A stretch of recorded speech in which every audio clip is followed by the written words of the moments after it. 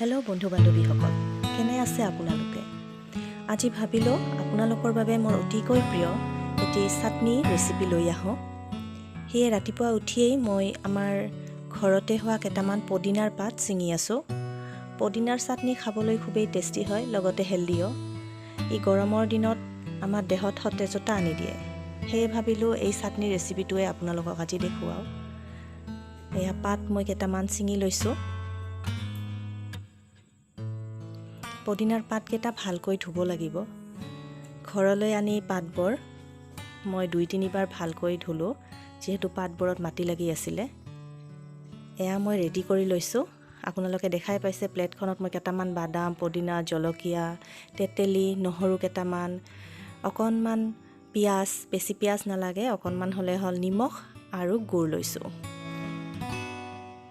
এয়া মই পটাত গোটেইখিনি এতিয়া লাহে লাহে গোটেইখিনি বস্তু পিহি ল'ম।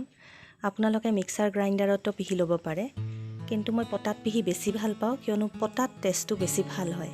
এয়া পিঁয়াজ, বাদাম, পদিনা আটাইখিনি দি দিছোঁ আৰু ধুনীয়াকৈ পিচি লৈছোঁ। এতিয়া জলকীয়াটোও দি দিছোঁ আৰু তেতেলীৰ গুটিকেইটা পেলাই ল'ব, লৈ ধুনীয়াকৈ বটি দিলেই হ'ল। এয়া আমাৰ চাটনি ৰেডিয়ে হ'ব। বেছি টাইমৰো দৰকাৰ নাই। গুড়খিনি ধুনীয়াকৈ ইয়াতে সানি দিছোঁ।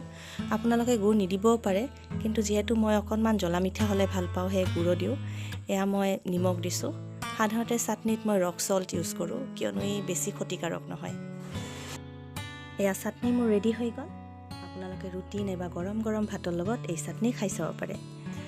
এই চাটনি খুবেই টেষ্টি হয় আৰু আপোনালোকে খাই কেনে পালে মোক নিশ্চয় জনাব। ধন্যবাদ।